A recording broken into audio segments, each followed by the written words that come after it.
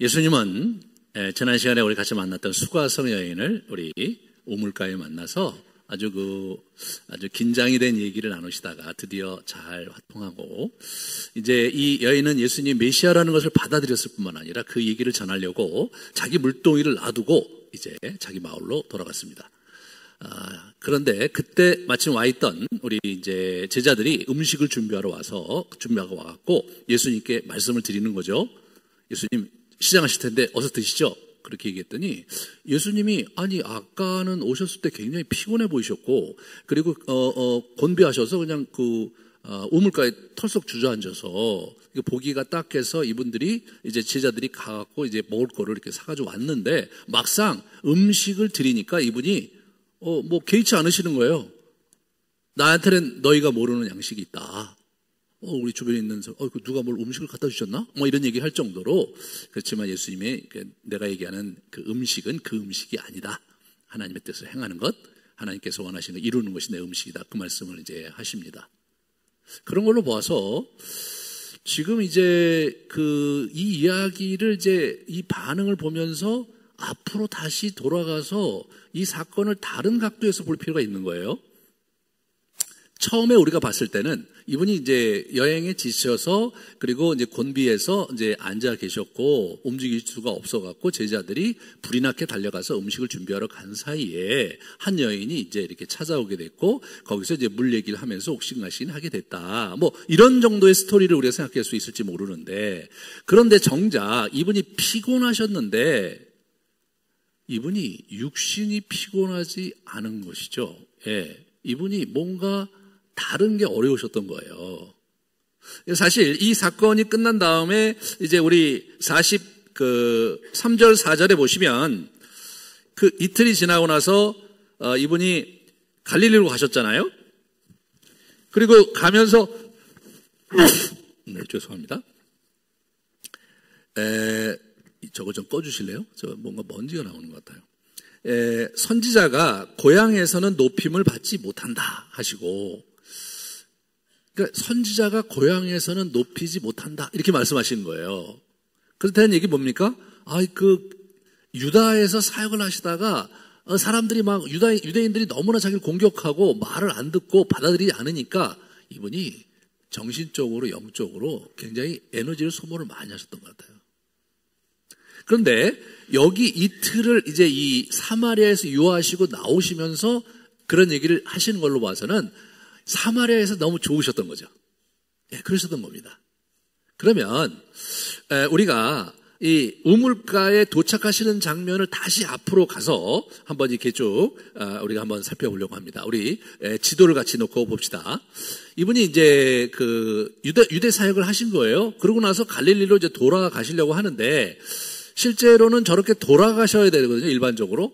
예. 그렇지만 사마리아 사람들이 불편하고 사마리아 사람이 돌을 던지고 사마리아 사람들이 어렵게 자꾸 괴롭히지만 본인은 그 길로 가신 거예요. 네, 그 길로 가셨습니다. 거기 수가라는 곳인데, 자, 수가를 좀 보겠습니다. 네. 거기 가시는데,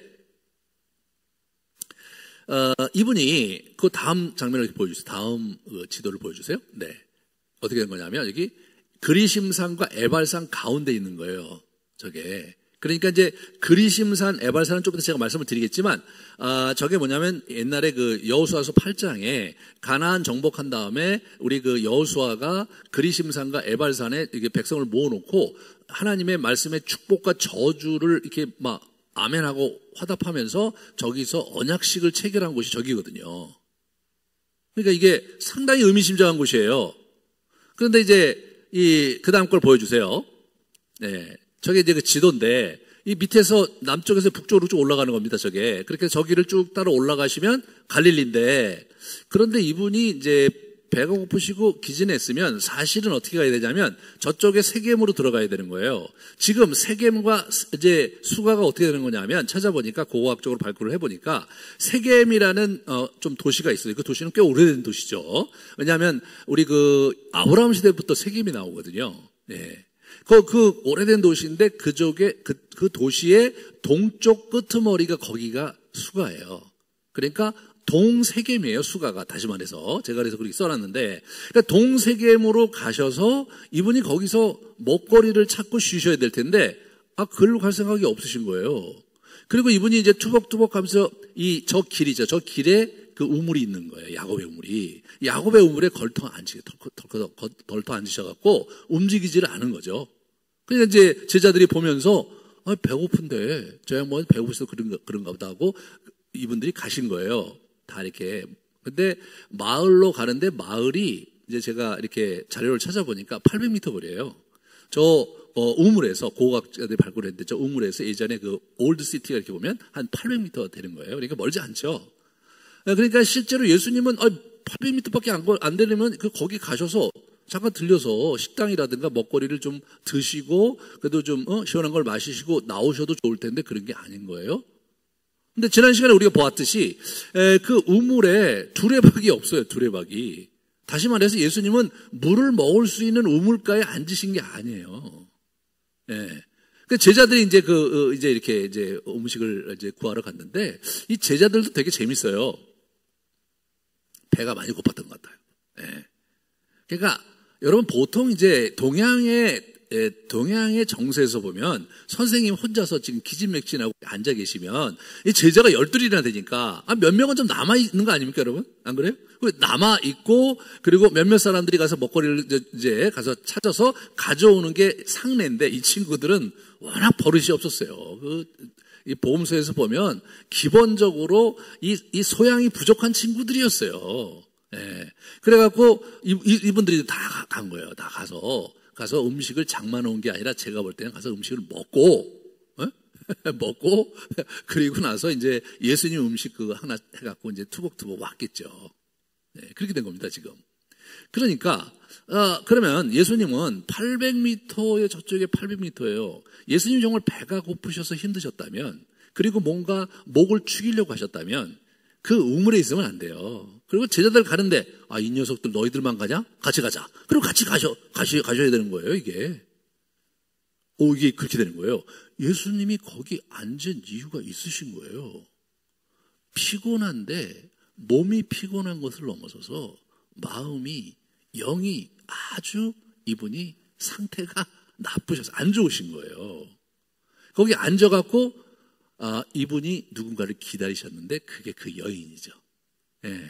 이 여인은 그날따라 온 거죠. 그날따라 12시에 사람도 없는 인적이 없는 곳에 그냥 가고 싶어서 투벅투벅 왔는지 마음이 그냥 썰렁썰렁해서 왔는지 우리는 알 수가 없죠. 이분이 이제 투벅투벅 온 거죠. 온 거예요. 자, 예수님이 정말로 물이 필요하신 분이었다면 그 여인을 대할 때 공손하게 대했어야 돼요. 왜냐하면 이분은 지금 어떻게 되냐면 유대 남자들한테 깡 무시를 당하고 있는 사마리아 여자잖아요. 만약 여러분이 말을 그 상태였다면 말을 조심스럽게 했어야 된다고 생각해요. 뭐냐면 이북에 좀 폐스럽지만 내가 지나가다가 몹시 목이 타는데 물 한 잔 줄 수 없나? 내가 비록 유대의 남자지만 사정이 딱하니 물 한 잔 좀 주게나 이렇게 얘기하면 이 여인이요 그 얘기 들었을 때 어떻게 했을까? 여인이 이제 처음에는 뭐 이렇게 보니까 옷차림새가 막 유대인이죠. 뭐 금방 알 수 있는 거죠. 유대 남자가 거의 30대 초반 되는 남자가 이제 건장한 남자가 있는데 좀 이렇게 사람도 아무것도 없고 그러니까 좀 어려웠을 거 아니에요. 그래서 이렇게 하다가 그런 얘기 들으면 뭐 궁시렁대면서라도 이게 물을 떼어줬을 거예요. 근데 이분이 그게 아니라 뭐라고 대답하냐면 당신은 왜 유대인 남자가 나한테 물을 달래요? 이렇게 얘기하시는 거죠. 이렇게 얘기하는 거예요. 이게 무슨 얘기입니까? 예수님이 예의를 갖춰서 부드럽게 묻지 않은 거죠. 그런 거예요. 그냥 이보게 물 좀 내놔 이렇게 얘기하셨겠죠. 물 좀 줘, 물 좀 주게 뭐 이렇게 얘기하신 거예요. 퉁명스럽게. 그러니까 이 여자가 이런 남자가 다 있어 이거. 당신 유대인 남자로서 왜 내가 저 사마리아 여자한테 물을 달라고 합니까? 뭐 그렇게 얘기를 한 거예요. 여러분 예수님께서 이 여자를 흔들어 놓으려고 하신 거예요. 그냥 어쩌다 만난 여인에게 물 한 모금 얻어먹자고 하신 게 아니고. 그러면서 이제 예수님이 아주 단도직입적으로 막 얘기하죠. 그러니까 네가 물을 달라 하는 자가 누군지 알았더라면 너 그렇게 못했을 거다. 오히려 나한테 물을 달래라고 했을걸? 내 안에는 영원히 목마르지 않은 물이 있는데 이런 엉뚱한 얘기를 하시잖아요. 그러면 여러분 생전 처음 만난 남정네가 그런 식으로 얘기하면 여러분이 만약 사마리아 여행을 했다고 생각해 보세요.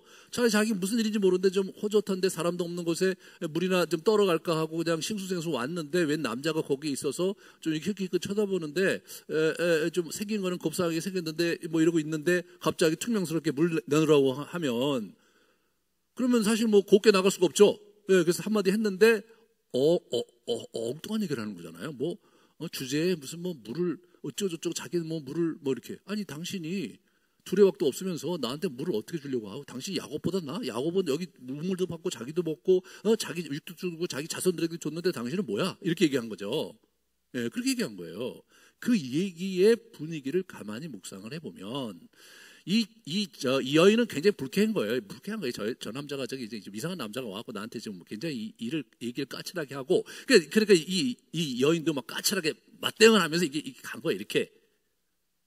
여러분 예수님이 왜 그러셨겠는가? 의도가 있는 거죠. 예?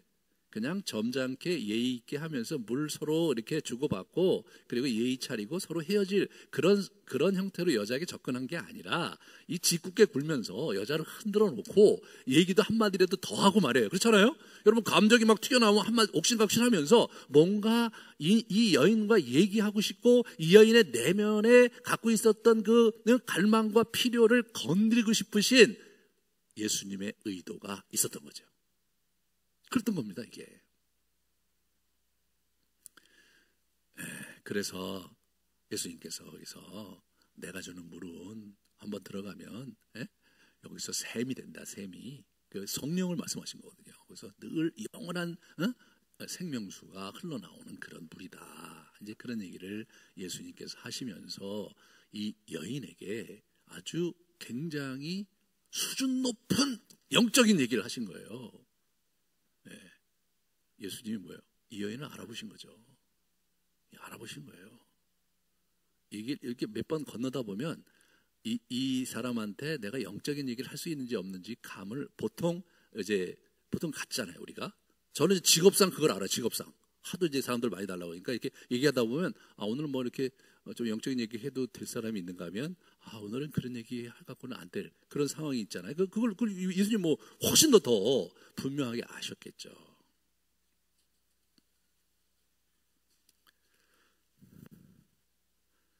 그러면서 그 직선적으로 나가시다가 확 흔들어 놓으시고 갑자기 뭐예요? 네 남편 데려와 이렇게 얘기한 거예요. 네 남편 데려와. 여러분 지금 예수님과 이 여자와의 대화가 그렇게 선량하지가 않아요. 분위기가 좋지가 않아요. 마치 신상 털기 하듯이 약간 좀 기분 나쁘게 이 여자 입장에서 자기 수치인데 남편 좀 데려와봐 그렇게 얘기하잖아요. 그러면 일반적으로 낯선 남자가 그런 식으로 얘기하는데 자기가 지금 다섯 명의 남자하고 결혼했다가 실패한 그런 여자인데 기분이 나빴으면 이렇게 얘기했을 거예요. 아니 이 양반이 지금 날 언제 왔다고 저기 남편을 오라가라 말해. 당신은 물이나 뭐 먹든 말든 알아서 하시오. 그리고 갔을 것 같아요. 근데 이분이 거기서 어떻게 반응하냐면 사실은 남편이 없습니다. 그렇게 얘기한 거예요. 이게 또 더 재밌는 게 되게 재밌는 거예요. 그러니까 예수님이 그래 너 남편이 없는 거 맞다. 너 5명이나 결혼했지만 너 다 없어지고 뭐 무슨 이유인지 모르겠죠. 죽었는지 아니면 이혼했는지 우리는 알 수 없죠. 지금 같이 사는 남자도 있는데 네 남편이 아닌데 네가 제대로 얘기를 했네. 그 얘기를 했을 때 여자가 기분 나빠하기보다는 혹 하면서 선지자시군요 이렇게 나온 거예요. 선지자시군요 이렇게 나온 거예요. 그러니까 뭐냐면 예수님이 이 직접 화법을 직선적으로 얘기하시면서 그 영혼의 깊은 곳을 쿡쿡 찌르셔서 그래서 이 여인이 뭔가 예수님에게 압도당하면서 범상치 않은 기운을 느끼다가 자기 자신도 모르게 솔직하게 얘기한 거예요. 솔직하게 어떻게 하셨냐고. 내가 저 남편이 없다고. 그랬더니 맞다. 5번이나 결혼하지 않았냐. 뭐 이렇게 하잖아요. 그러면 이 사람이 도대체 뭐 하는 사람이야? 이렇게 나온 게 아니라 아이고 선지자시구나 이렇게 한 거예요. 이 여자가 영적 갈망이 있는 여자입니다. 이 여자는 영적인 부분에 관심이 아주 많은 여자입니다. 그래서 그 다음 대화의 주제가 뭡니까? 아유 선지자시면 한번 얘기 좀 해보시오. 우리 조상들은 여기 그리심산에 옛날부터 여기다 성전을 짓고 예배를 드렸고 당시도 유대인들은 예루살렘에 그 성전에서 예배를 드려야 된다고 하는데 어디다가 예배 드리는 게 제대로 맞는 거요? 이렇게 물은 거잖아요. 갑자기 대화가 확 뛰었는데 어디로 뛰었냐면 본인의 관심사에 그죠? 클릭이 된 거죠. 관심사는 뭐냐? 예배에 관심이 있었던 거예요. 이 여자가. 자기가 모세오경을 계속해서 읽고 또는 뭐 배웠겠죠. 그리고 이제 유대인들을 보면서 성경의 모세오경에 보면요 예배처를 한 곳에 지정하셨어요. 한 곳에. 예. 근데 실제로 예루살렘이 아니라 한 곳이라고만 했지 예루살렘은 모세오경에는 안 나오는 거잖아요. 나중에 다윗 시대에 예루살렘이 있었던 거고 그 이전에는 실로, 뭐 세겜 이런 데 있었거든요. 길갈 이런데 이 성막이 있었기 때문에 모세오경만 섬기고 있었던 이 사마리아 사람의 입장에서 볼 때는 예루살렘은 뭐 모세오경이 안 나오는 거니까. 그러면 이제 이 그리심산은 모세오경에 굉장히 근거가 있는 산이거든요. 그러니까 이게 더 옳다고 주장할 만해. 모세오경을 보면 도대체 뭐가 옳습니까? 이렇게 하면서 예수님과 영적인 대화로 넘어간 겁니다. 예수님은 지금 유대 지방에서 사람들이 말을 걸 때마다 이렇게 얘기하고 저렇게 얘기하면서 안식일 논쟁하면서 영적인 대화를 하려고 하다 보면 꼭 삑사리가 나고 꼭 다툼이 일어나고 그러시다가 지쳐서 왔는데 이 여인은 자기가 거칠게 얘기하는데도 얘기를 하다 보니까 결국은 본인의 내면에 있는 진실한 그런 영적인 의문을 겸허하게 묻잖아요. 이런 사람들이 있는 거죠. 이런 사람들이요. 예수님이 바로 이런 영혼을 정말 찾고 계신 거죠. 그래서 영과 진리로 예배할 때가 온다. 이 산으로도 말고 저 산으로도 말고 아버지께 너희가 영과 진리로 예배할 때가 온 거다. 그렇게 말씀을 해주시면서 이 여인의 마음을 확 움켜주시는 겁니다. 여러분 이게 사실은 우리가 이제 언뜻 보기에는 그냥 이렇게 사마리아를 지나가다가 여러분 우연히 우물가에 한 여인을 만나서 그래서 얘기가 잘 풀려서 그래서 복음을 전한 곳으로 여러분 이렇게 볼 수 있는데 여러분 그게 아니에요. 만약 그런 거였다면 지금 이 뒤에 이런 얘기를 계속해서 사도 요한이 커멘트를 할 리가 없어요. 지금 앞에를 여러분 지난주에 앞에를 봤잖아요. 그 뒤를 보고 있어요. 제가 뒤를 보고 있어요. 이게 보니까 우리가 생각할 때 앞만 보고 봐서는 안 될 심오한 의도가 있는 사건인 것이 뒤에서 드러나거든요. 그럴 때 어떻게 됩니까? 다시 앞으로 가서 보셔야 돼요. 다시 앞으로 가서 이제 다다음 주에 이제 5장 갈 때 5장도 그래요. 앞을 보다가 뒤를 보면 또 완전히 다른 얘기예요. 이거는요. 예수님의 엄청난 선언이셨더라고요. 네. 엄청난 선언인 거예요. 왜? 여기에 역사적인 장소거든요.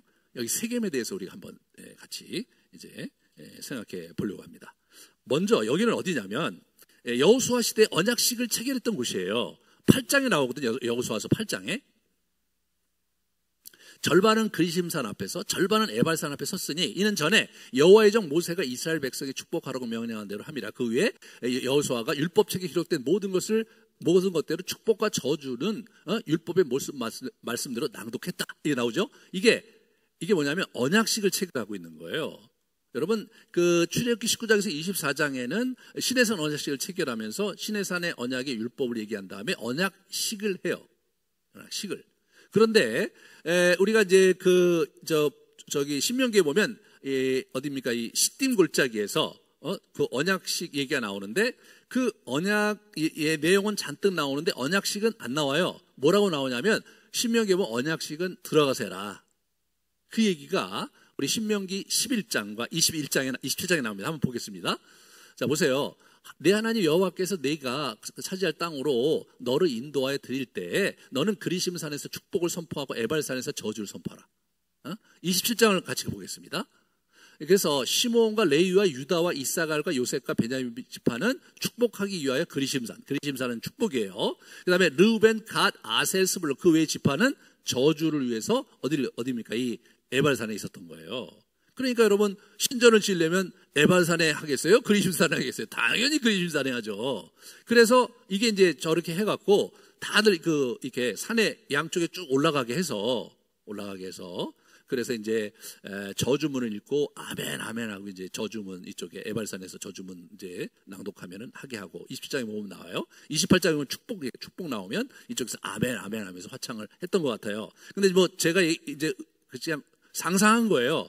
뭐 여기서 이렇게 얘기하면 아멘 아멘 했는지는 그거는 안 나오고 그런 내용만 나와요. 그 내용이 선포되면서 어떤 형태로 화답했는지는 정확히 모르는데 좌우지간 이 축복에 관련된 것은 그리심산 쪽에 있는 사람들이 외쳤고 그 다음에 이제 저주에 관한 것은 에발산에서 이렇게 한 거예요. 그래서 언약식을 체결한 거예요. 거기가 그 가운데가 세겜이에요. 역사적인 장소죠. 예? 이 시내산 언약이 두 번째로 체결된 장소가 아주 역사적으로 유서 깊은 하나님 나라에서 그곳이 바로 이 세겜인데 이분이 지금 이 세겜에 동세겜에 수가에 와서 수가성에 있는 한 여인과 대화를 하는데 대화 내용이 의미심장합니다. 여러분 이 산으로도 말고 예루살렘으로도 말고 아버지께 예배할 때가 온다 그 말씀하시는 거예요.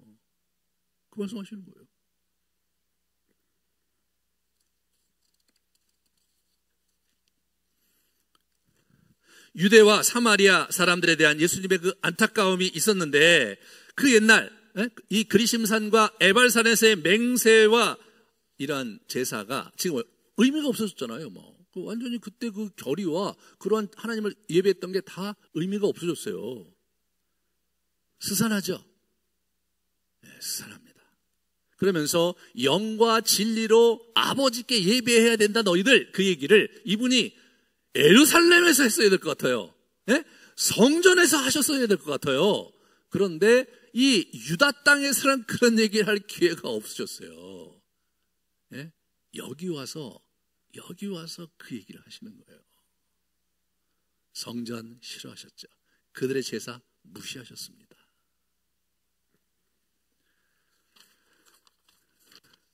여기서 우리는 구약 전체에 예수님께서 하나님께서 이 제사에 대해서 어떠한 태도를 가지셨는가를 우리가 한번 쭉 훑어보기를 원해요. 왜냐하면 생각보다 제사에 관해서 하나님은 무척 엄격하셨어요. 우리들의 행동과 하나님의 말씀을 실천한 이런 부분에서 잘못한 부분들은 그냥 이렇게 술렁술렁 넘어갔던 적이 많은데 의외로 하나님께 제사 드리는 문제에 관해서는 아주 단호하시고 엄격하셨습니다. 우리 이제 사무엘상 15장에 보면 우리 사울 얘기가 나와요. 사울 얘기가 이 사람이 이제 아말렉을 진멸하고 나서 다 죽이라고 그랬는데 짐승을 잡아갖고 오니까 사무엘이 이게 도대체 무슨 소리냐 그러니까 이제 제사를 위해서 하나님께 제사 드리려고 그렇게 한 겁니다. 그러니까 순종이 제사보다 낫고 듣는 것이 순양의 기름보다 낫다 그런 얘기를 하는 거예요. 제사를 드리는데 건성건성 마음은 제사에 없으면서 이런 것들을 막 드리는 거 그거 하나님이 원하시지 않는다. 저 사람이요 저 제사 잘못 드려서 망한 사람이에요. 저 사람이요 하나님께 불순종했는데 그게 불순종이 어디서 드러나느냐 제사에서 드러납니다. 저 사건 이후로 또 한 번 이 전쟁을 하는데 이제 전쟁하기 전에 그 제사를 드려야 되거든요. 근데 사무엘이 안 와. 7일을 기다려도 안 와. 그러니까 이 사람이 어떻게 되냐면 거기서 지가 그냥 제사를 드려버렸어요. 사무엘이 와서 대노합니다. 하나님이 당신을 버렸다. 이게요 예배가 보통 중요한 이게 바로미터 이 시험지가 아니고 이게 딱 예배를 드리는 걸 보고 하나님께서 그 중심을 보시는 거예요. 이 역대하에 보면 역대하 이제 26장에 보면 우시아라는 사람의 예가 나와요. 저 사람 아주 훌륭한 왕이었습니다. 하나님께 온전히 드리려고 무척 애를 많이 쓰는 사람이었는데 이제 말년에 이 사람이 이제 제사를 잘못 드리다 망하거든요. 자, 역대하 26장을 같이 보겠습니다. 이 사람의 우시아예요. 교만하여 악을 행하여 여호와께 범죄하되 어떻게 되냐면 곧 성전에 들어가 향단에 분향했어요. 교만했는데 범죄했는데 그 범죄의 실체가 어디서 드러나냐면 제사에서 드러난 거예요.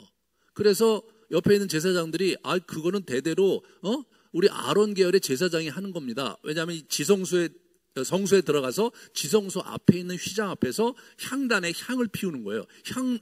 이거 가져가서 향단을 가져가서 그러니까 나가십시오. 그거 왕이 범죄한 것입니다. 얘기했을 때 19절에 뭐예요? 이 사람이 그냥 나갔으면 되는데 안 나가. 손으로 향로를 잡고 분향하려 하다가 화를 내니 세상에 이거 화를 확 냈어요. 그러니까 제사장에게 화를 낼 바로 그 순간에 여호와의 전안 향단 곁 제사장들 앞에서 그의 이마부터 나병이 생겨. 나병이 생긴 거예요. 저거는 우리가 알고 있는 한센병과는 다릅니다. 이게 이제 이렇게 문드러지는 병이 아니고 굉장히 그 피부병이 심한 피부병을 성경에서 이제 나병이라고 그렇게 번역을 했는데, 여러분 이 우시아가요 저렇게 해갖고 어떻게 되냐면 죽을 때까지 나병으로 살다가 죽어요. 무서운 겁니다. 이 예배라는 게 진짜로 우리가 조심해야 되는 거예요. 하나님에 대한 마음의 그러한 그 포인트 또는 하나님의 그 중심을 보이는 장면이 어디서 드러나냐면 예배에서 드러나는 거예요. 그래서 예배를 망치잖아요. 그냥 하나님이 잘라버리시는 거예요, 이게요. 여러분 우리 다윗이요 얼마나 잘못을 많이 했습니까? 우시아를 비교할 정도로 많은 잘못을 했는데 그런 수많은 잘못 속에서도 다윗은 늘 용서받고 훌륭한 왕으로 남았어요. 왜? 예배를 제대로 드렸거든요. 잘못했을 때 가서 제사 드리면서 하나님께 고백하고 금식하면서 이분은요 예배 하나는 확실히 드렸거든요. 여러분 이게 굉장히 중요한 신앙적 표현이더라고요. 그러면서 하나님께서 구약에 강조하셨던 게 뭐냐면 예배의 항상성이에요. 제사의 항상성. 불을 꺼뜨리지 마라 그런 얘기가 나오는 거죠. 그래서 여러분 출애굽기 27장 이렇게 보시면 뭐냐면 이게 회막 안에 있는 그 등이 있어요. 7개의 등이 있는데 감람유로 해가지고 등을 그걸 꺼뜨리지 마라. 저녁부터 아침까지 꺼뜨리면 안 된다. 그 다음 보세요. 이제 우리 뭡니까 성막 바깥에 이 재단에 불을 꺼뜨리 재단 레위기 거 그 재단의 불이 그 위에 꺼지지 않게 해야 된다. 그게 항상 피워서 꺼지지 않게 해야 된다. 불이 끊임없이 재단 위에 피워서 꺼지지 계속해서 3번이나 강조해요. 절대로 불 꺼뜨리면 안 된다. 내 백성이 애니타임 24시간 하나님 내게 나와서 죄를 회개하고 내게 나와서 제사 드릴 수 있는 문을 늘 열어놓아야 된다. 굉장히 중요한 얘기죠. 그 다음에 보세요. 그 다음에 이제 출애굽기에 보면 그것이 보호와 인도로 이렇게 나오거든요. 13장에 보시면 낮에는 구름 기둥 그리고 밤에는 불 기둥이죠. 여러분 구름 기둥과 불 기둥이 가운데 있고 구름 기둥이 그 주변을 쭉 감싸고 있었던 거예요. 근데 어떻게 불이 있는데 구름이 같이 있었는지 우리는 알 길이 없죠. 그래갖고 어떻게 되냐면 성막에서의 불과 하늘에서의 불이 같이 움직이는 거예요, 이게. 그래서 보호하시고 인도하시고 축복하시고 그게 그 시스템인 거예요. 이게 이 시스템인 거예요. 굉장히 중요한 거예요, 이게요. 그러니까 이 지상의 불을 꺼뜨리고 이런 부분에서 이 공동체가 우리 성도들이 하나님의 보호하심과 인도하심을 받는 장치가 이런 예배라는 장치인데 이 여호사밧이 그걸 아주 우리에게 보여주는 아주 재미난 얘기가 있어요. 우리 역대하 이제 20장을 같이 볼까요? 20장 이렇게 보시면 아주 굉장히 많은 연합군이 쳐들어왔어요. 암몬, 모압, 에돔이 쳐들어왔거든요. 너무나 많아갖고 기겁을 했어요. 도저히 이길 수가 없었어요, 여호사밧이. 그래서 온 백성을 모아놓고 금식기도 하면서 하나님께 간청을 했는데 하나님이 그걸 들으시고 응답을 하셨어요. 너희들은 가서 보기만 해라. 내가 너희와 함께하겠다. 그러니까 이 여호사밧 왕이 노래하는 자들을 이렇게 딱 거룩한 옷을 입혀서 군대 앞에다 세워요. 그리고 22절에 보세요. 그 노래와 찬송이 시작될 때에 여호와의 복병을 두어 유다를 치러 온 암몬 자손과 모압과 세일산 주민들을 치게 하심으로 그들을 패했다 이거예요. 여러분 찬양대가 앞에서 노래하고 있어요. 뒤에 군대가 가는데 그 찬양 소리가 울려 퍼질 때 어떻게 되냐면 하나님의 군대가 매복해 있다 그들을 쳤는데 어떻게 서로가 서로를 쳤어, 서로가. 그래서 뒤에 보시면 암몬과 모압 다선이 일어나 세일산 예돔 사람을 치고 나서 그다음에 어떻게 됩니까? 세일 주민들을 멸한 후에 또 그들이 서로 다 죽었어요. 그래서 막상 전장에 딱 도착하니까 다 죽어 있는 거예요. 이분들이 뭘 하셨냐? 전리품을 수거했는데 전리품이 너무 많아갖고 3일 동안 전리품을 수거한 거예요. 그래서 거기를 브라가 골짜기라고 그래서 이름을 브라가라고 이름을 지었어요. 그 바라크라고 해갖고 이 축복이란 뜻이거든요. 축복의 골짜기. 그래서 막 찬양을 하면서 예루살렘으로 돌아온 얘기가 나와요.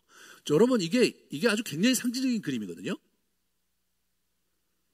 이 하나님의 언약 백성이 마음을 합하여 제사와 예배를 하고 찬양을 할 때 우리는 잘 알 수 없지만 하나님의 군대가 엄청나게 역사하시는 거예요. 여러분 저 그림이 어디 나오는 거냐면 요한계시록에 나옵니다. 요한계시록 4장 5장에 천상의 예배와 지상의 예배가 같이 이렇게 막 그려지고 있어요. 예배가 아주 거창하게 드려집니다. 그러면서 어떻게 되냐면 심판의 천사들이 하나님의 명령을 받고 와서 심판하는 것들이 쭉 나와요. 재앙이 막 내려가요. 재앙이. 그러면서 어떻게 중간중간에 계속해서 예배와 찬양이 들어가요. 중간중간에 19장까지 그렇게 쭉 가는 거예요. 20장에 뭐 또 예배 나오고 또 가고 중간중간에 계속 예배가 나오는 거예요. 여러분 이걸 묵상을 하다 보면 와, 이 성도들의 기도에서 우리 하나님 그 상달되는 그 향료로 상달되는 이 향이 이게 기도로 상징이 되거든요. 우리 그 예배에서는. 그러니까 그런 것들이 쭉 올라가면서 어떻게 됩니까? 이 성도들의 기도와 찬양이 쭉 울려 퍼질 때 우리는 다 이해할 수 없지만 천상의 영적인 세계에서 엄청난 힘을 받고 하나님의 군대들이 땅에 놀라운 역사를 하는 거예요. 그러면서 우리가 보호받는 거예요. 이 아주 대단한 겁니다. 예수님이 지금 방점을 찍는 거예요. 그러니까 이렇게 말씀하신 거예요. 영과 진리로 예배하는 자를 우리가 찾고 있다 이거예요. 구약 때부터 계속 찾으게 그런. 그래서 정말로 진정한 영과 그리고 말씀에 입각한 그 법도와 그 내용을 가지고 하나님을 예배하는 자를 찾으시는 거예요, 이분이요. 그러한 자들과 친구 삼아서 동역자 삼아서 당신의 나라의 일을 이루어 가시는 것. 이게 그분이 일하시는 방식입니다. 이게 예배가 참 중요한 거더라고요. 우리가 예배를 잘 드릴 수 있는 이 환경 속에 있으면서 저희가 예배에 대해서 그 소중함을 다시 한번 배우고 여러분 정말 우리가 이렇게까지 해서 해야 되나? 막 이런 생각을 우리가 하잖아요. 그죠? 그런데 그렇게까지 해야 될 이유가 성경에 있는 거예요. 그리고 그것이 단순히 하나님께서 원하시는 것을 넘어서서 여러분과 제가 그분의 보호를 받고 그분의 약속된 축복을 누리는 그런 일에 있어서 아주 이 예배가 너무너무 중요한 거다. 이것이 신약에 넘어왔어요. 신약에. 여러분 구약의 그 예배가 신약에 넘어와서 항상 찬송 제사와 그리고 항상 기도 이 두 가지로 예수님께서 그걸 바꿔주세요. 자 보세요. 먼저 항상 찬송의 제사라 히브리서에 나옵니다. 히브리서 7장과 13장에 나옵니다. 이렇게 보시면 예수는 영원히 계심으로 그 제사장 직분도 갈리지 않는다. 영원한 제사장이잖아요. 그래서 그가 항상 살아계셔서 그들을 위해서 간구하는 거예요. 성도들을 위해서. 이분이 중보기도하세요. 제사장이 중보기도를 하시는 거예요. 그러니까 여러분의 우리가 그리스도를 향한 기도가 이분이 우리의 기도를 받으셔서 여호와 하나님께 이렇게 상달하는 그 일을 이분이 시작하시는 겁니다. 그러므로 13장을 보시면 히브리서 13장 그러므로 우리는 예수로 말미암아 항상 찬송의 제사를 하나님께 드리자. 예수님께서 또 뭐라고 말씀하세요? 항상 기도하며 깨어있으라 이렇게 말씀하신 거예요.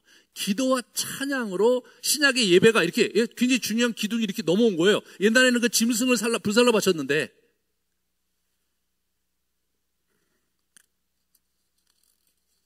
그러므로 이 예배는 사실 굉장히 여러분과 제가 소중하게 간직해야 되는 가치입니다.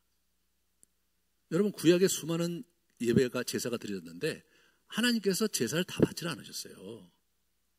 가령에 들어서 이사야 그 시대에 보면 뭐라고 말씀하시냐면 너희들 그냥 와서 그냥 땅만 밟는다. 너희들이 바치는 짐승의 기름 냄새가 역겹다. 그렇게 말씀하세요. 예배 드린다고 다 받으시는 게 아니에요. 예? 이분이 얼마나 우리의 중심을 보시는데 우리 중심이 받쳐지지 않는 예배에 대해서 하나님 언짢아하세요. 심한 경우는 안 받으세요. 그러한 이해가 말라기 선지자 때 나오거든요. 이 완전히 이스라엘 백성들이 포로 귀환했다가 뭐 우리 에스라하고 뭐 느헤미야가 노력을 했지만 안 됐어요. 푹 주저앉았어요. 그 마지막의 선지자가 누구냐면 말라기였는데 그 시대에 예배가 완전히 무너졌습니다. 거기서 하나님께서 뭐냐면 말라기 1장 6절에 보시면 내 이름으로 멸시하는 제사장들 이렇게 나오는 거예요. 이 제사장이 왜 멸시하느냐? 제사를 제대로 드리질 않았어요. 그 아버지를 종은 아들은 그 아버지를 종은 그 주인을 공경하나니 내가 아버지일진데 나를 공경함이 어디 있느냐? 내가 주인일진데 나를 두려함이 어디 있느냐? 근데 너희는 뭐라죠? 어떻게 우리가 주님의 이름을 멸시했습니까? 우리 멸시한 적이 없는데요? 말로는 멸시한 적이 없죠. 근데 이 친구들이 제사를 엉망으로 드렸어요. 세 가지로 말씀하세요. 첫 번째, 더러운 떡을 제단에 드려. 말라기 1장 7절에 보시면 더러운 떡을 나의 제단에 드리고도 말하기를 우리가 어떻게 주를 더럽혔나이까. 너희가 여호와의 식탁은 경멸히 열 것이다. 이런 얘기를 한 거예요. 이게 무슨 얘기냐면 이게 일주일에 한 번 떡을 갈아요. 안에 그 12떡 진설병에서 떡을 갈아요. 그럼 매 안식일마다 가는 거예요. 근데 거기에는 무교병이에요. 그러니까 뭐 맛도 없고 이런 무교병이니까 아예 그 누룩을 안 넣은 거니까 거기 있는 거예요. 그럼 일주일 내내 거기 있잖아요. 그러면서 그냥 뭐 그걸 갖다 또 뭐 어떻게 하고 뭐 그걸 또 먹어야 돼 자기들은요. 그러니까 이런 맛없는 빵을 이 사람들 계속 먹는 거예요. 그게 무시하는 거예요, 무시하는 거예요. 예. 그리고 그냥 더러운 떡을 바쳤다. 그러니까 더러운 떡이 뭐 그 물리적인 차원에서 뭐 더러운 떡이겠어요? 제대로 정결 예식을 치르지 않은 그냥 적당히 만든 떡이겠죠. 그러니까 예배를 제사를 소홀히 하고 있었던 거예요. 두 번째는 뭐냐?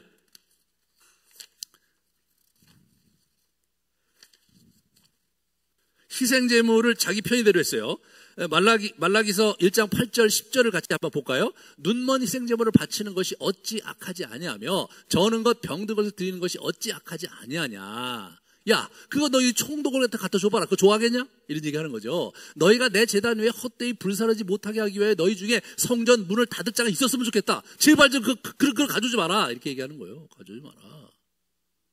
그냥 뭐 이렇게 뭐 흉내만 낸 거예요. 적당히 흉내만 낸 거예요.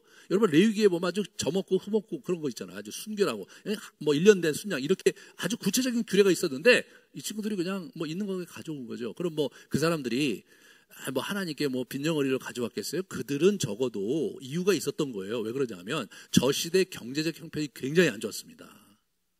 너무너무 힘들었어요. 먹고 살기가. 그러니까 그 병든 것 저는 것이라도 가져오는 게 용했어요. 근데 그거를 싫어하셨어요. 왜냐? 하나님에 대한 공경함이 없고 하나님 왜 우리를 사랑하시냐? 하나님 왜 우리를 이렇게 만드셨냐? 이렇게 하나님의 원망이 가득했거든요.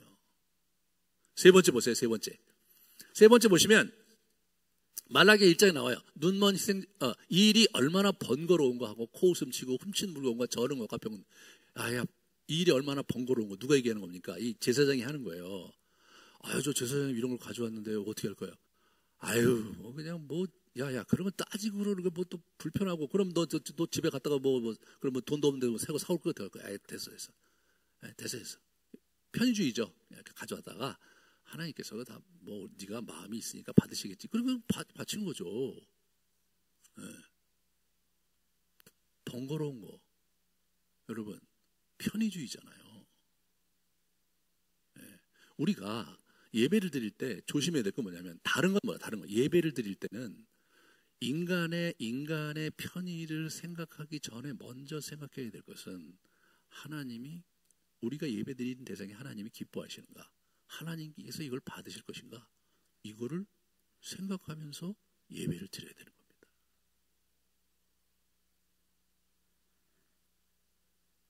그냥 예배를 꾸역꾸역 드린다고 되는 게 아니더라고요.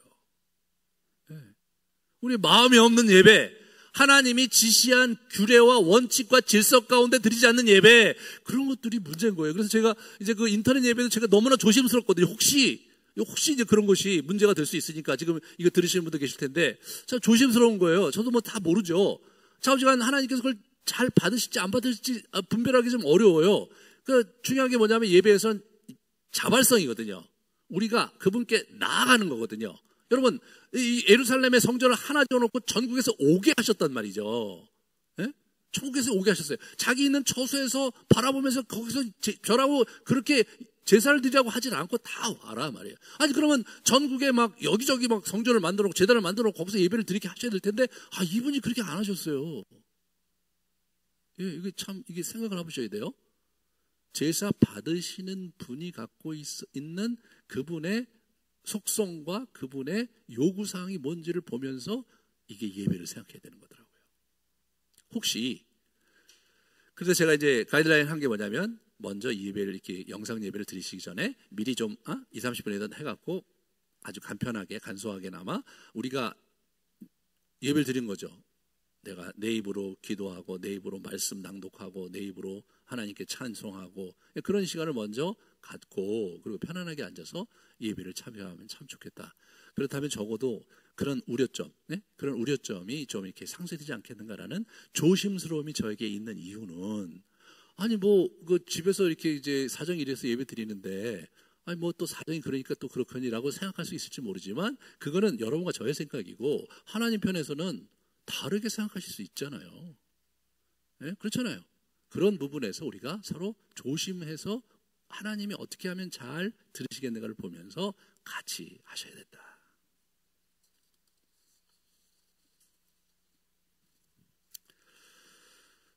여기서 우리가 좀 이제 다시 본론으로 돌아가서, 본문으로 돌아가서 이 수가성 여인과 만남을 이분이 굉장히 흡족해 하셨던 걸 보게 돼요. 제자들이 왔는데 보니까 너무나 이게 두 분이 얘기를 잘하는 거예요. 그래갖고 보니까 여기 보면 뭐라고 하면 아무도 묻는 사람이 없어요. 네? 아무도 왜 저기 사마리아 여인하고 얘기를 하세요? 라고 묻는 사람이 없어요. 왜냐? 너무나 진지하게 얘기가 잘하니까. 그러니까 이제 사마리아 여인이 또 이렇게 남정네들 12이 오니까 또 얼마나 또 쑥스러워요. 그러니까 슬며시 빠져나간 거예요. 자기 물동이 놔두고 그냥 빠져나간 거예요. 가갖고 뭐합니까? 자기 동네 사람들한테 막 나발을 부는 거죠. 나발을 부는 거죠. 야, 내가 선지자 메시아를 만났다. 막 그가 말씀하시는데 내 과거를 주르륵 딱 꿰더라. 정말로 선지자가 아니면 누구겠느냐? 이분이야말로 메시아다. 그러면 이분들이 또 다 몰려오는 거예요.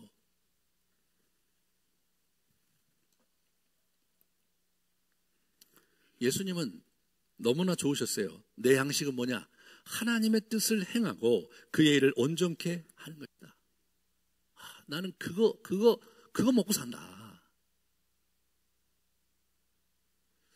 하나님의 뜻을 행하고 그의 일을 온전하게 하는 거. 여러분, 그게 우리의 일인 거예요. 그게 우리의 일인 거예요.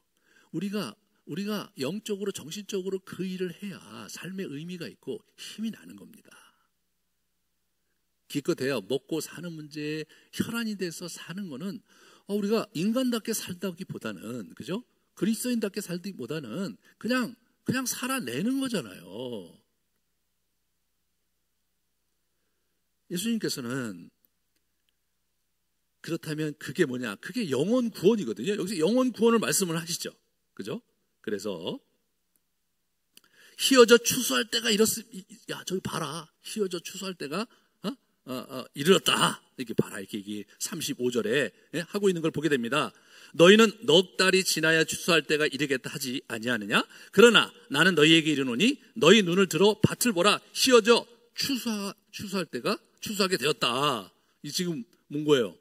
아니, 유대에 가보니까 이게 좀 문제가 많은데 여기 오니까 이 사마리아 여인을 보니까 야, 다 물이 익었네. 따면 되겠네. 이렇게 생각하신 거예요, 이분이요. 너무 좋으신 거예요. 여러분, 이건 사마리아 사람에게만 그러셨던 것은 아니었습니다. 우리 이제 마태복음과 누가복음 얘기를 한번 같이 보겠습니다. 마태복음과 누가복음에 자 보세요. 무리를 보시고 불쌍히 여기신 이는 그들이 목자 없는 양과 같이 고생하며 기진함이라. 이에 제자들에게 이르되 추수할 것은 많되 일꾼이 적으니 일꾼을 보내달라고 해라. 여러분, 누구예요 이게? 추수할 게 뭡니까? 목자 없는 양같이 유리하는 양떼. 그 다음 거 보세요. 우리 누가복음에 있는 걸 보십시오. 예, 추수할 것은 많되 일꾼이 적으니 그러므로 추수하는 주인에게 청하여 추수한 일꾼을 보내주소서 하라. 제자들에게는 야, 저기 추수할 영혼들이다. 네.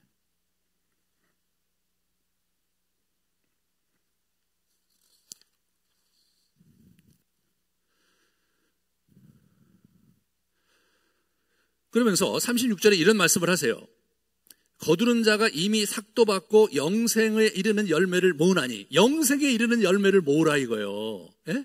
이 거두는 자가 이미 삭도 받았어요. 이게 꼭 먹고 안 먹고는 거예요. 영생을 이르는 것도 하고 또 상급도 받아요. 예? 그러면서 많이 뭐예요? 거두는 자가 장땡이다 이거죠. 뿌리는 자가 거두는 자가 그래서 다 이렇게 즐거워하는데, 한 사람은 심고 다른 사람이 거둔다는 말이 옳도다 이렇게 하면서 오늘 내가 드디어 걷는구나. 그죠? 그 옛날에 누군가 선지자가 뿌려놓은 씨가 지금 이렇게 이 여인에게 이렇게 되면 그 마을에 이렇게 번지면서 무르익어 갔기 때문에 이제 그거를 본인이 추수하려고 하시는 거를 말씀하시고 제자들에게도 그런 삶을 요구하시는 거죠. 예? 가르쳐 주시는 거예요.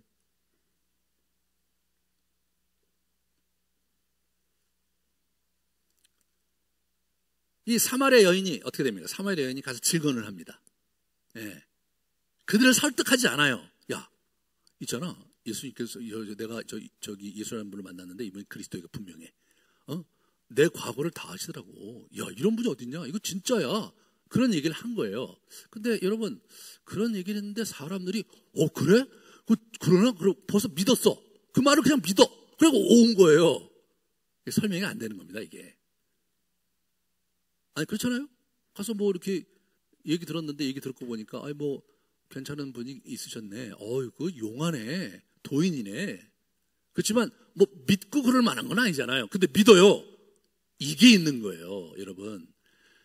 추수 때가에 대해서 영혼이 무르익잖아요. 그걸 덥석 받아먹고 믿어요.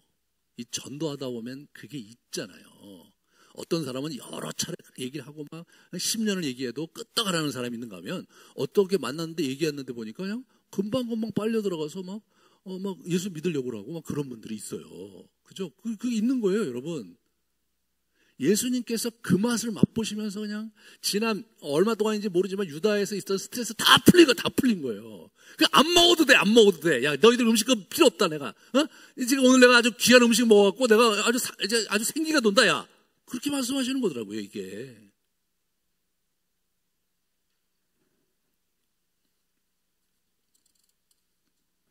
증언한 겁니다, 여러분. 증언하는 거예요. 그러니까 설득하는 거하고 증언하는 게 있어요. 나중에 서신서에 보면 사도들은 설득을 하죠. 네? 이방인들 막 설득을 해. 잘 모르니까 잘 설득을 해. 근데 이 사람들은 증언을 해요. 너무 재밌어요. 그러니까 이 사람들은 이제 기본적으로 준비가 다 된 거예요. 준비가 다 된 사람들은 증언을 하잖아요. 이 사람들이 확 예수를 믿는 거예요. 그죠? 설득은 씨를 뿌리는 것 같아요. 제가 생각하기는.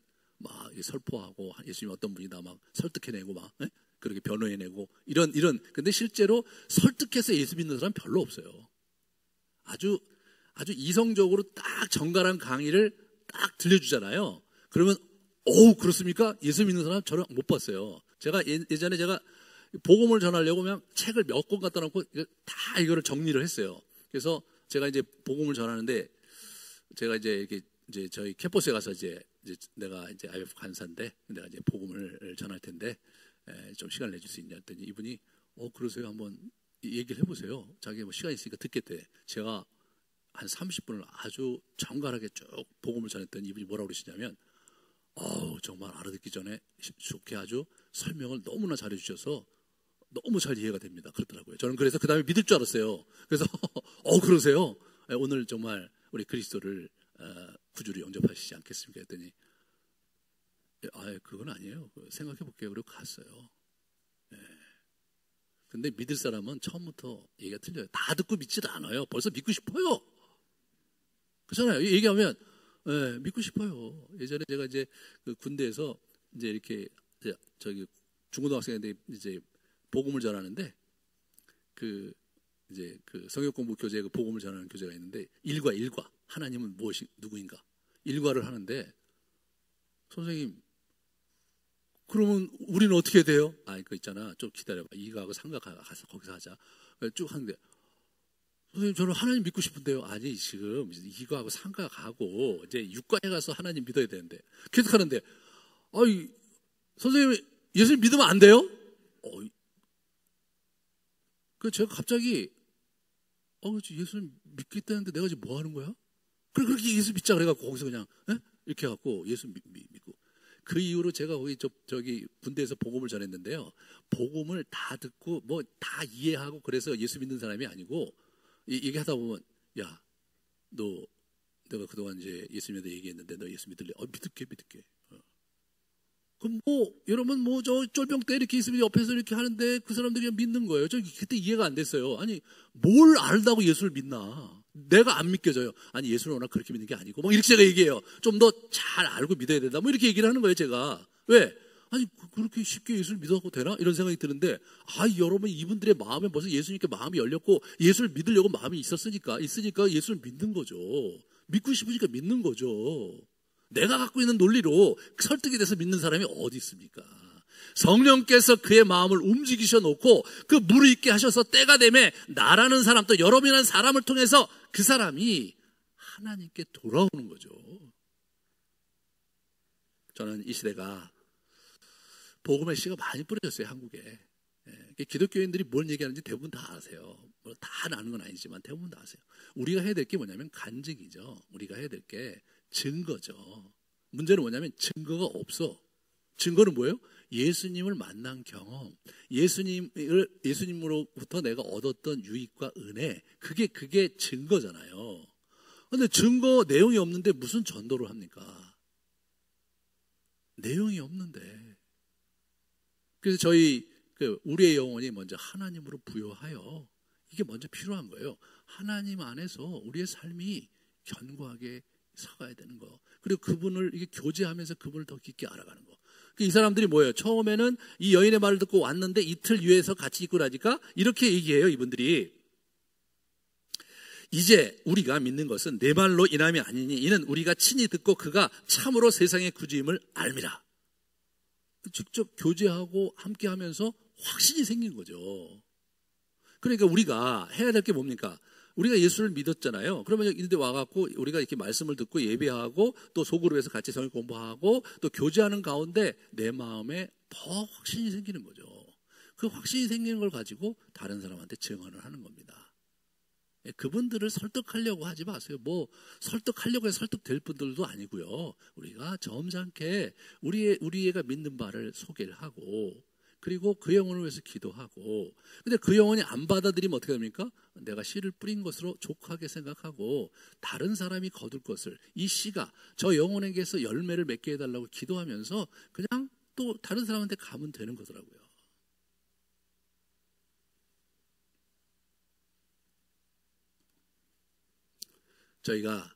저는 이제 저희가 이 코로나 사태가요 지금 이제 신천지로 인해서 기독교가 많이 비난을 많이 받고 있습니다. 그렇지만 저는 제가 이제 정오기도 때 기도하는 게 뭐냐면 이 일로 인해서 우리 교회가 수치를 당하지 않게 해달라. 뿐만 아니라 이 일로 인해서 이 영혼들의 궁핍함과 그 영혼들의 갈망을 경험하게 하고 그들이 하나님께 나오게 해달라. 그 기도 제목을 제가 올리고 있잖아요. 같이 우리 기도합시다. 이게 기회예요. 여러분 지금 이런 엄청난 과학 문명이 발달하고 의료 수준이 막 굉장히 높음에도 불구하고 대책이 없는 거잖아요. 나라 전체가 이제 어렵잖아요. 근데 여기 선진국이라는 이런 유럽도 뭐 대책이 없는 거예요. 이번에 보니까 그죠? 오히려 한국이 훨씬 더 수준이 높은 것 같아요. 네. 속수무책인 거죠. 하나님의 장중에 있는 이 세상은 하나님이 한번 휙 흔들어 놓아버리면 그냥 휙 날아가는 거예요. 우리 인생이라는 게 그렇게 정말 훅 불면 날아가는 입김이고 아무것도 아닌 거죠. 그거를 그죠? 미래가 안 보이는 이 두려움 속에서 정말로 내가 극복할 수 없는 현실과 내가 극복할 수 없는 감출 수 없는 내면이 있다는 것을 깨닫게 하시고 그것이 정말 교회로 나오고 예수를 믿게 되는 그런 계기가 되게 해달라고 우리가 기도하죠. 같이 하고, 그리고 이제 정리가 되면서 주변에 있는 사람들하고 얘기하고 그렇게 하시면서 이 수가성 여인 같은 사람을 이렇게 쿡 찔러 보면서, 예? 그러면서 수가성 여인 같은 사람이 딱 잡히면 그 사람들한테 자꾸 복음을 전하고 자꾸 데려오는 일들이 있었으면 좋겠어요. 뭐 툭 찔렀는데 뭐 기독교도 많이 비판하고 뭐 너희들은 뭐 그러면 그러시냐고. 예. 뭐 그분이 그렇게 생각하시는 거에 대해서 우리가 어떻게 하겠습니까? 기도하고 저 영혼을 불쌍히 여겨달라고 그러고, 그리고 또 다른 사람한테 가고 이렇게. 그래서 이제 차 한잔 마시면서 쿡쿡 찔러보다 보면 여러분 그 있어요. 쿡쿡 찌르다 보면 쿡 들어가는 사람이 있는 거예요. 그런 사람들 다음에 와서 차 한잔 더 하시고, 여러분 주변에 친척도 있고, 그런 가운데 수가성 여인처럼 영적 갈망이 있고, 수가성 여인처럼 하나님의 영에 대해서 관심이 있고 받아들이고 싶어하는 영혼들을 발굴해내서 그 영혼을, 그죠? 주님께 인도하는, 영혼에 이르게 하는 열매를 거두는 여러분과 제게 되기를 주님의 이름으로 축원합니다. 그래서 두려워하지 마시고 오히려 이 기회 속에서 하나님께서 어떻게 한국 사회에 역사하시고 어떻게 한국교회에 또 다른 기회의 문을 여실 것인지를 우리가 바라보면서 믿음으로, 복음으로 도전하는 우리의 삶을 사시기를 주님의 이름으로 축원합니다. 우리 같이 기도하시겠습니다.